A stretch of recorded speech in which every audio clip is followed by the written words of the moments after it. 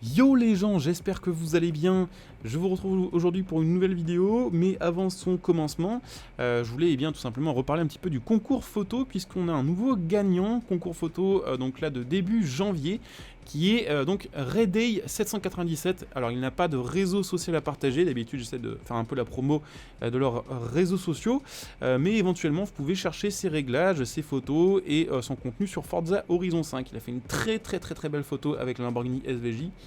En vrai, une photo qui pourrait être vraiment dans les promos officiels du jeu parce qu'elle est vraiment top celle-ci. Donc super photo voilà, de Rayday797, je pense qu'on peut le féliciter dans les commentaires. Et puis bien sûr, n'hésitez pas du coup pour les prochains concours à rejoindre le Discord, puisque c'est sur le Discord que voilà, on drop les thèmes et sur lesquels vous pouvez participer voilà, pour ces futurs concours photos, avec des fois des récompenses stylées aussi comme des jeux à gagner. Donc n'hésitez pas à jeter un petit coup d'œil et puis bah, écoutez, on part tout de suite pour le vrai début de la vidéo. Yo les gens, j'espère que vous allez bien, je vous retrouve aujourd'hui pour une nouvelle vidéo sur Forza Horizon 5, une vidéo dans laquelle je vous propose de partir pour un Top Gear Equinox avec la Ferrari F50 GT de 1996 que vous voyez ici. Une des voitures les plus performantes du jeu, on est clairement dans le 0,1% des voitures les plus rapides de Forza Horizon 5. Ce qui est assez abusé, alors je l'ai jamais testé sur le Top Gear Equinox, du coup je sais pas encore vraiment de quel chrono elle va être capable. Mais je sais que c'est vraiment une très bonne voiture, j'ai déjà testé un petit peu en course. Et sur FH4 c'était une voiture qui était vraiment très bonne, qui a vraiment bien profité de la méta du jeu. Donc pour le coup ça devrait être quand même une caisse capable de faire de grandes choses sur FH5 tout simplement.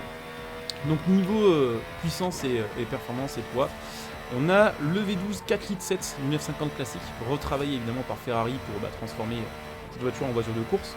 On a 750 chevaux, Atmo, et la caisse fait seulement 950 kg, donc c'est niveau rapport de puissance quand même quelque chose d'assez énervé. 0 à 100 2 secondes 8 et vitesse de pointe aux alentours des 370 km/h, en sachant que cette voiture-là a été, on va dire, pensée pour le GT1, qui est un peu, on va dire, dans les années 90, l'équivalent du groupe B, mais pour les courses sur asphalte. C'est vraiment une dinguerie, il y a vraiment beaucoup de voitures assez folles dans cette période-là. Et au final, cette voiture n'a jamais participé parce que y a eu des changements de règles dans le GT1, et je crois que Ferrari, au final, a préféré ne pas participer au GT1, alors que pourtant, cette voiture-là était extrêmement prometteuse, elle était très rapide, très performante. Donc voilà, sur le jeu, elle est en S2 976 de base, et elle est assez chère et assez rare, comme en vrai de toute façon, puisque déjà, le 950 normal, c'est rare. Il n'y en a pas beaucoup, il y en a eu 350, je crois, à peu près, de vendues et de produites. La F50 GT, il y a eu 3 voitures qui ont vraiment été produites. De base, c'était censé en faire 6, mais au final, seulement 3 ont été vraiment produites. Et je crois qu'en plus, sur les 3 qui ont été produites, il y en a 2, il me semble, qui ont été détruites, ou qui ne sont plus en état, on va dire, de rouler maintenant. Donc c'est vraiment une rareté absolue. Et les prix du coup en vrai sont complètement hallucinants, mais en même temps c'est normal, hein. Déjà une Ferrari c'est toujours cher, donc une Ferrari produite à 10 exemplaires, vous vous doutez bien que ça a abusé les prix, donc une caisse qui en plus était produite pour du GT1 qui était une vraie rareté, et qui en plus a peut-être plus qu'un exemplaire valide, les prix sont complètement abusés, on s'en doute. D'ailleurs les F50 j'ai toujours adoré, alors je sais pas si c'est parce que bah voilà, je suis un enfant des années 90 et du coup c'est ma période entre guillemets. J'ai toujours trouvé que cette voiture-là était vraiment super jolie. Ce que je comprends pas, c'est qu'en général, les gens adorent la Enzo et la F40, mais la F50 est toujours un peu mise de côté. Alors pourtant, on avait quand même un super V12 et on avait un design que j'aime vraiment beaucoup. Alors en général, je crois justement c'est le design qui me plaît pas trop, c'est notamment l'avant. Je vous montrerai ça après au garage. Là, on va essayer de terminer l'épreuve proprement. Mais en général, c'est les phares, je crois, qui me plaisent pas trop, et l'espèce de museau un peu bizarre de la F50. Mais je sais pas, je trouve que ça lui fait un style vraiment chouette. Et honnêtement, je trouve pas qu'elle soit plus bizarre à regarder par exemple qu'une Enzo. Une Enzo aussi, c'est quand même vraiment chelou au niveau du design. Même la F40 au final, elle peut avoir des angles un peu disgracieux. Et en fait, elle est vraiment jolie, la F50. Enfin, en tout cas pour moi. C'est vrai que du coup, j'aime bien la conduire sur le jeu. Enfin, quand je l'aurai débloqué, parce que sur FH4 je l'avais, j'aimais bien. Là, sur F5, sur le Horizon 5, je l'ai pas encore. Ça viendra. Et effectivement, du coup, j'espère que j'aurai l'occasion de vous présenter cette voiture-là dans une vidéo balade, je pense. Parce que du coup, pour le Top Gear Equinox, la F50 a quand même peu de chance de réussir. Et on s'en sort avec un super chrono, ma foi, j'ai l'impression qu'on fait mieux qu'une CCGT, puisqu'on fait 3.13 867, ce qui est excellent. Ça nous fait tout simplement une deuxième place sur le Top Gear Equinox des meilleures voitures de série avec la F50 GT. Après, évidemment, il faudra tester avec les améliorations, voir ce que ça peut donner, et on verra un petit peu comment ça évolue au niveau du classement. Mais en tout cas, c'est hyper prometteur. Donc c'est parti, on va regarder un petit peu les améliorations, et c'est l'occasion du coup de regarder un petit peu l'avant de la voiture. Comme je vous le disais, en général c'est ça que les gens aiment pas trop sur la F50 et sur la F50 GT, c'est vraiment l'espèce de de nez bizarre qu'elle a, elle est prise d'air dans le capot. Perso, je trouve ça stylé de ouf, mais je sais qu'en général, les gens ne kiffent pas trop. Donc pour l'instant, on va laisser en propulsion, il n'y a pas de swap disponible évidemment, puisque cette voiture-là a le V12 de base, qui est le V12 Racing en fait. C'est de cette voiture-là que vient plutôt le moteur V12 Racing qui est swappable sur vraiment pas mal de voitures sur le jeu, et qui en général fait qu'il y a plein de voitures cheatées. Donc évidemment, vu que c'est un des meilleurs moteurs du jeu, bah, elle n'a pas, on va dire, de swap qui puisse être meilleur que ça en fait, c'est assez logique. Donc elle est en X, évidemment, bon, c'était logique de toute façon vu les perfs qu'on a et le fait qu'on était en S2 976 de base. On était déjà en pneus slick, ce qui explique qu'on avait une adhérence de fou furieux.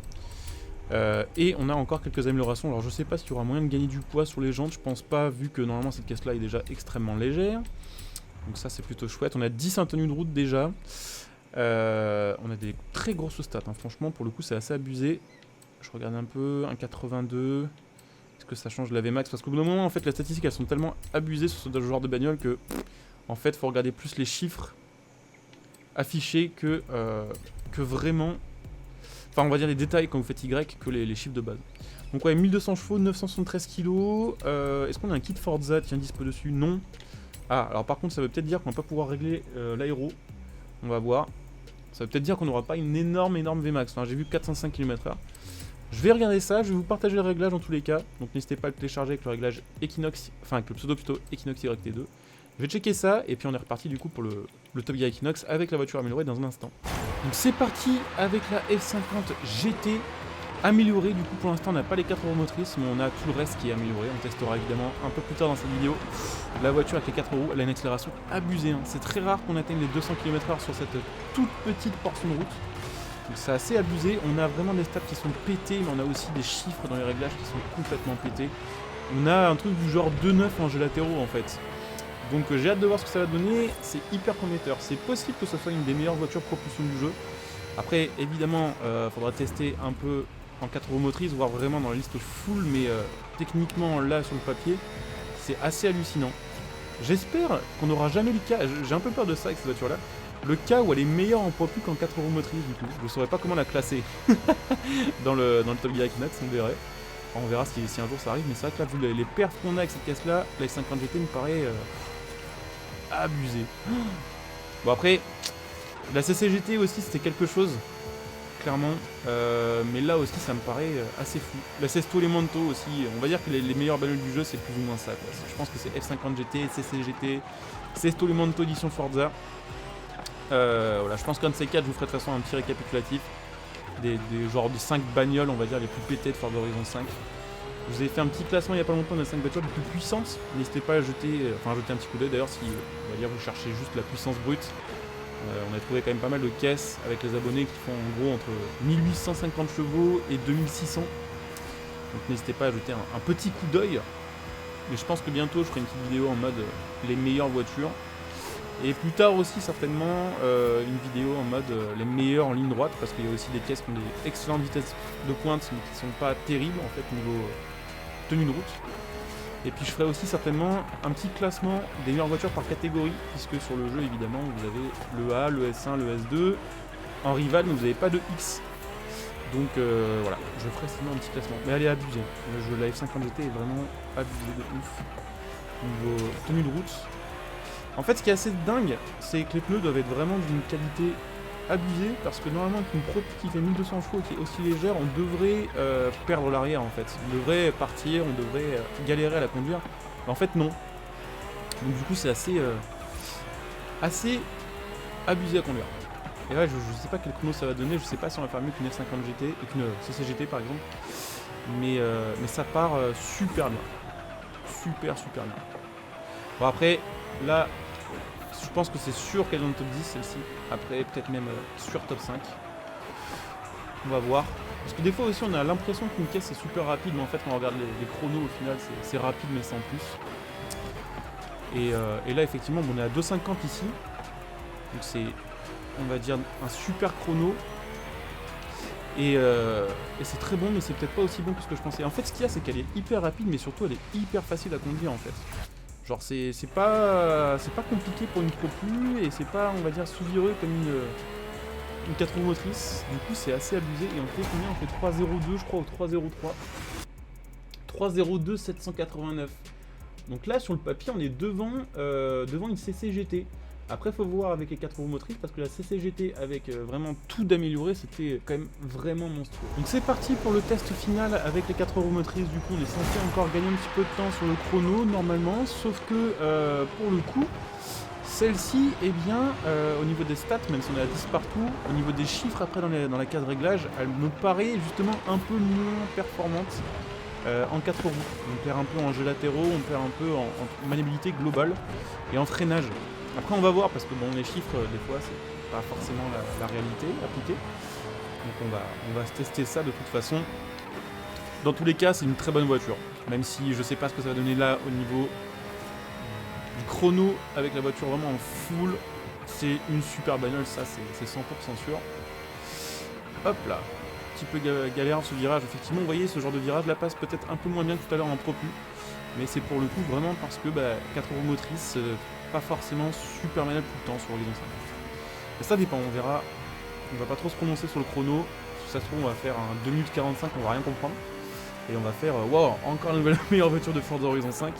C'est vrai que là, ces derniers temps, entre la Sesto Elemento, la CCGT et ça, il y aura peut-être plusieurs vidéos sur la chaîne avec marqué la meilleure voiture, mais c'est que en fait, ces voitures-là me paraissent tellement pétées qu'à chaque fois j'ai l'impression qu'on peut pas faire mieux. Et au final, des fois on arrive à trouver mieux.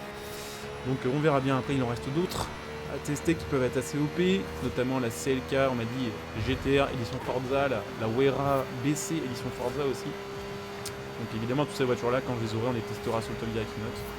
Le X5 aussi édition Forza qui est assez rapide, mais en fait, je l'ai testé il y a pas très longtemps. Et même s'il paraissait cheaté, on va dire, le jour de la sortie du jeu, parce que il est cheaté pour un X5.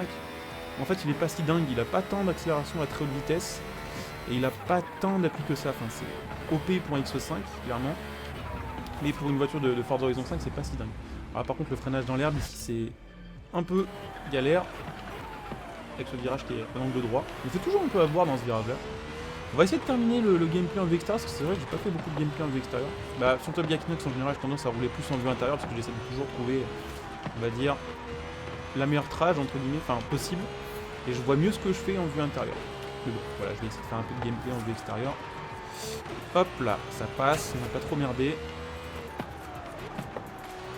Voilà, on aurait pu le prendre plus vite celui-ci, c'est comme ça. Celui-ci est toujours un peu galère, il est assez long comme virage. On a tendance à croire que c'est une épingle, mais en fait, c'est pas tant que ça. Hop. Ouais, ça passe pas mal, hein. Ça passe pas mal du tout. Au niveau chrono, c'est dur de se prononcer. Je pense pas qu'on fera mieux qu'avec la CCGT par exemple. Enfin, ouais, non, pour la CCGT, pour battre la CCGT, c'est mort. La CCGT, quand même, avec le swap de la Guerra RS qui sortait 1360 chevaux, même si on avait peut-être moins en tenue de route et une casse moins facile à manier, on avait une accélération qui était tellement abusée qu'on arrivait à taper des 450 sur la ligne droite, ce qui globalement faisait quand même gagner beaucoup de temps. Et ce qui en général sur toutes vos épreuves vous fera gagner beaucoup de temps. Mais on va quand même terminer en moins de 3 minutes en fait. Quasiment 3 minutes, mais un petit peu moins de 3 minutes. On fait 2,59 911, ce qui est excellent. On est juste derrière une 599 XX Evolution avec laquelle on avait fait 2,59 198.